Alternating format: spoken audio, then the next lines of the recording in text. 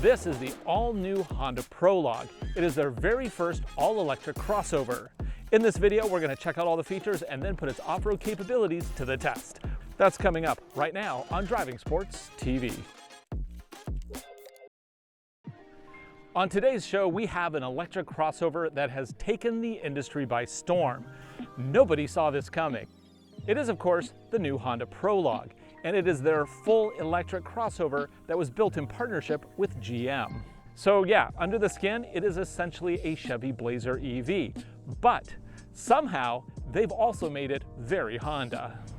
And here's the thing, even though sales of the Prologue started in the middle of 2024, Honda has already sold almost 34,000 of them. That is more sales than a full year of the Honda Passport, and even more than the Chevy that it's based on by more than 10,000 units.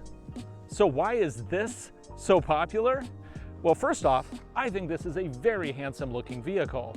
They made it look modern and electric, but they didn't make it weird. For example, this car has actual door pulls. The interior is simple but still maintains physical climate controls. It also has full support for wireless Android Auto as well as Apple CarPlay, which is something that Chevy absolutely just leaves off all of their EVs. In short, I think it's popular because it's a Honda, and thankfully, Honda engineers didn't fumble it.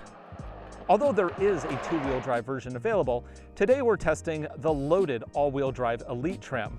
This features a long list of standard features. The only option that you see here is the Snowfall Pearl paint, which adds $455, bringing the total price up to $59,750 US, including destination. As an added incentive at the time of filming, it also qualifies for the full $7,500 tax credit, bringing the total price effectively down to $52,250.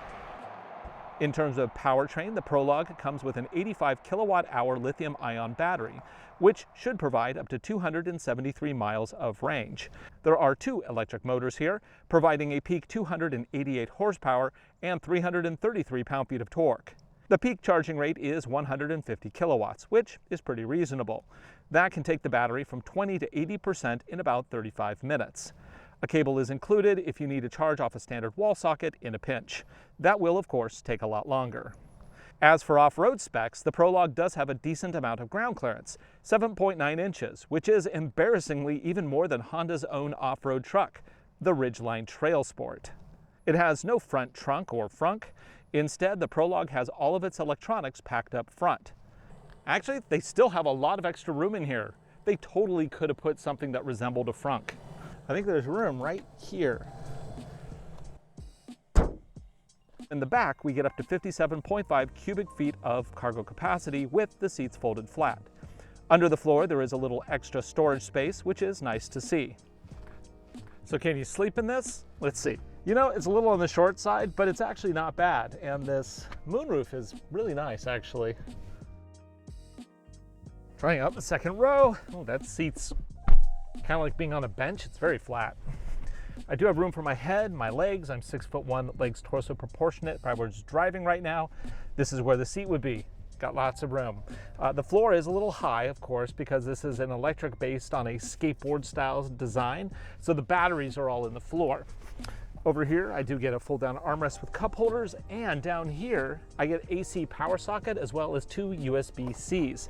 And above that, I get a slot and some fans.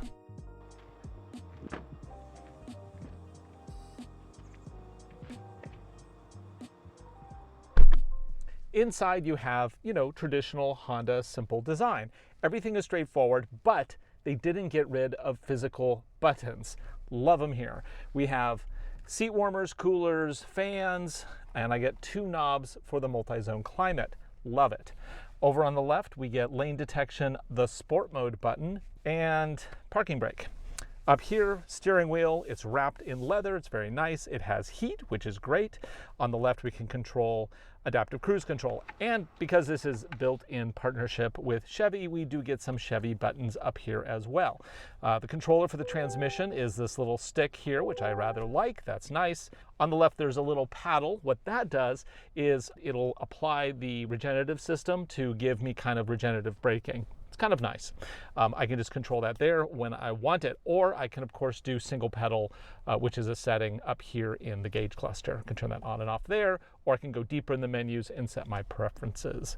One thing I love to see in this vehicle that you don't get in the GM equivalent is Apple CarPlay. So I love the fact that Honda went the extra step and added it to this vehicle, because I think for me it's a must-have. It honestly is. I don't think I would buy a vehicle that didn't support Apple CarPlay unless the replacement system was so much better. And in the case of the Chevy products, I'm sorry, Google Maps, not better for me. Maybe it is for you, but it isn't for me. Now, the rest of the system, it's very similar to what you would find in a GM product, but they have reskinned it so it has a different look, and I actually rather like this look. It's a little friendlier looking than the more aggressive Chevy graphics, which are very simple and angular. They're a little softer here, a little bit bubblier. Over here, we do have a digital gauge cluster, which is nice. And this is kind of a cool thing if you're running Apple Maps. If you have the overview on your main display, in your gauge cluster, it will show you the POV view. And if you change to overview over here, it'll change to POV in your gauge cluster. I love that. Of course, if you're not running Apple Maps, then it will show the default Google Maps in the gauge cluster there. And it's easy to switch between different views. You have three main views: the adaptive cruise system, to energy efficiency, to map view. Down here, we do get a big place to put stuff. We get a 12 volt, which is great to see. Not all electric cars offer a 12 volt option. 2 USB-Cs, a couple cup holders, place to put my mobile device and charge it right there, which is nice. And then down here, we get a big bin. Cool. The seat, pretty comfortable. It's a little bit on the firm side. I hate to say it, but it feels more like a Chevy seat than a Honda seat, and I rather like Honda seats. So that's a miss for me. I do get a couple memory settings there though, which is good. And then of course this is a modern vehicle, so you have collision mitigation, blind spot warning, rear cross traffic alerts. You get a full surround view system at this level, which is nice to see. Because this is an Elite, it is loaded with Bose sound, and you also get the heads-up display, and of course a leather interior. Okay, so let's take this for a quick drive, and then we're going to bring it back here, and we're going to put it to the test and see if we can actually do any trails with it. Because, hey, in the Pacific Northwest, people take whatever they drive up to the mountains to go to trailheads. And so we're going to try our trails here at our Peninsula Proving Grounds in just a little bit.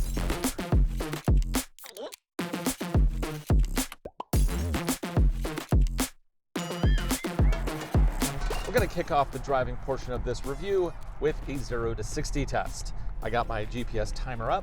This is a kind of level road. It's close enough. Putting it into sport mode. And 3, 2, 1, punch it. A little slow off the start, but then it picks up and 60 in 6.36 seconds.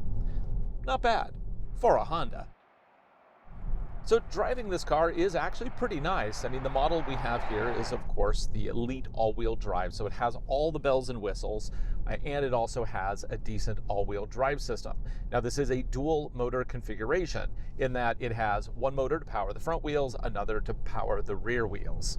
And it will, of course, vary the amount of power to each set of wheels as necessary. One thing I don't know for certain is if this has any trail power shifting for left to right capability. We're going to figure that out when we hit the trail in just a little bit. But first, I wanted to take it just for a little spin on the street. Now, obviously, some other channels will go way into depth with charging rates and battery ranges and all that. But you know what? I have trouble caring. I mean, the range on this is great. Ideally, you're going to be plugging it overnight anyway at your house where rates are the cheapest. I am very much of the opinion that these days you should still get an electric car for your daily commute. It's your commuter car, and then you have another vehicle, be it an older one or a different one that is either a hybrid or pure gas for those long road adventures that everybody claims they take. So we have a nice, cold, sunny day here in the Pacific Northwest. I did charge this up earlier on a 150 kilowatt peak output charger, and it didn't do great, to be honest. It was going from 50%, and I was trying to get up to 80%. But after an hour, I was done. and I settled at 65%. It was creeping along between 40 and 70 kilowatts.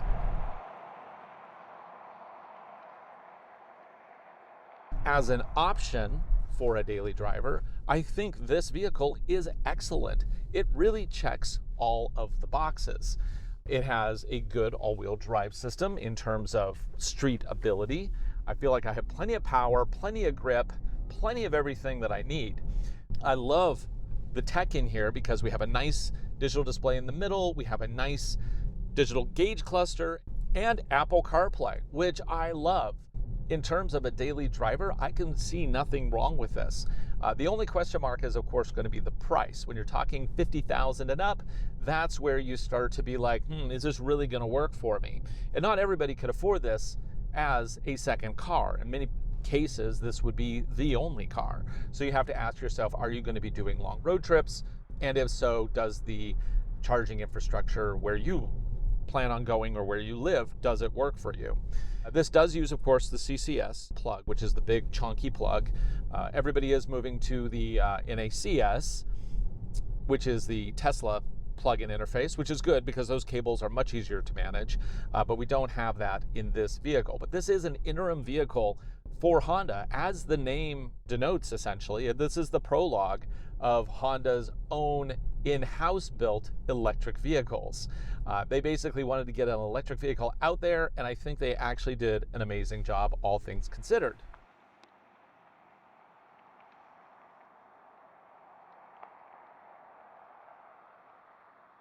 In terms of active safety, because this is a fully loaded Elite, it has everything. We have collision mitigation, surround view camera, we have blind spot warning, and it also has adaptive cruise control. And now we do have a lane centering option. It's a push button down there.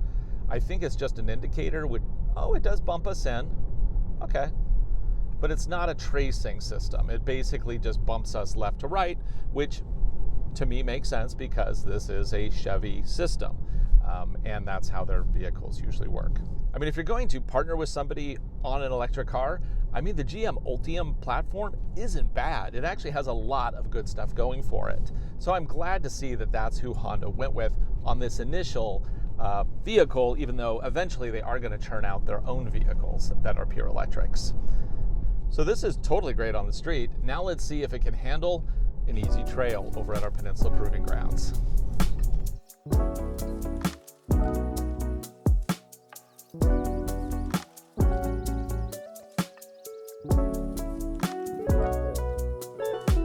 So let's answer the question that probably nobody's asked up until this point. Does this have an off-road trail mode? Will it shift power from left to right as the wheels lose grip? Let's see. So like I said before, there is no off-road trail mode here. So all we can really do is drive and see what happens. Also, got to pay attention to that ground clearance. Ooh, that's annoying and loud. Can I turn that off? We'll just let it beep. There's no apparent audio thing to turn off here. Watch clearances. This is a little bigger than it looks. Okay, can I... Love the surround view camera here. That's nice. I can actually, look in the front, side to side wheels. I can look at that, see if I'm going to hit something. Very nice. So going down here, we're going to be losing traction on one or more wheel, depending on how much. Yeah, there's the tilt. Now I could just use momentum to get through all of this, but that's not the point. I want to see how it shifts power around.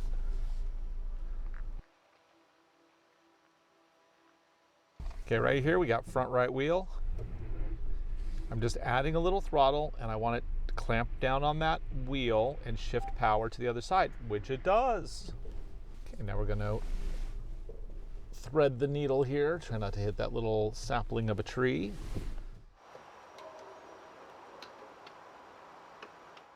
Gonna lift that rear wheel up, going as deep as I can without hitting that tree. Now let's see if we can climb out. Gonna lose traction probably on the driver's side front. There we go. Now I'm just adding a little throttle. What? Yeah, it works. That's awesome.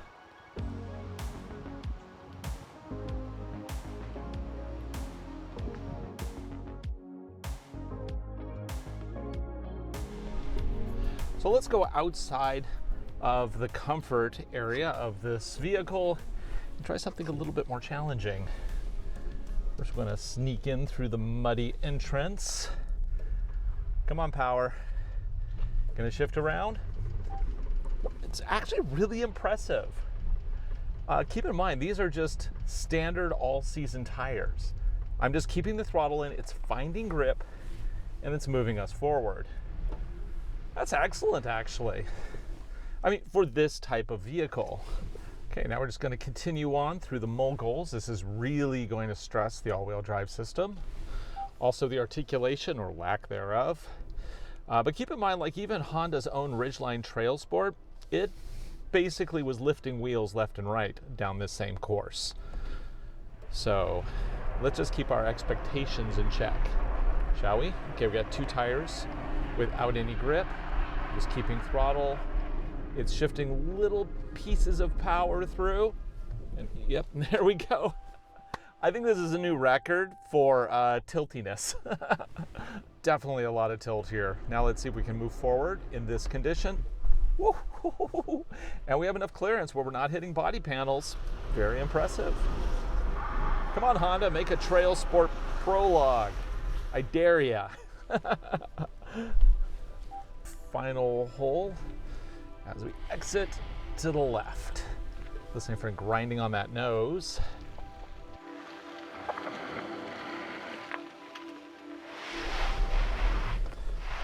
Let's see if we can get up over this. Now I'm not going to take the hardest line to the right.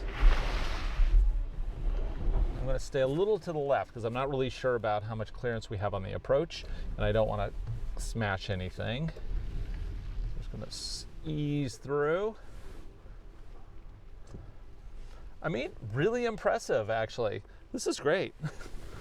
So would I use this for an epic off-road adventure? No, of course not. But if you're gonna take it up to, say, a trailhead, or you're just, happen to find yourself on a dirt road, you don't have to panic. This vehicle can deal with it. For Driving Sports TV, I'm Ryan Douthit. Thanks for watching. This has been my first drive and review of the new Honda Prologue. It is Honda's very first electric built in partnership with GM. Kind of blown away. I really like this thing. Be sure to like, subscribe, share videos we make up for you. I hope you enjoy them, and we'll see you again right here real soon.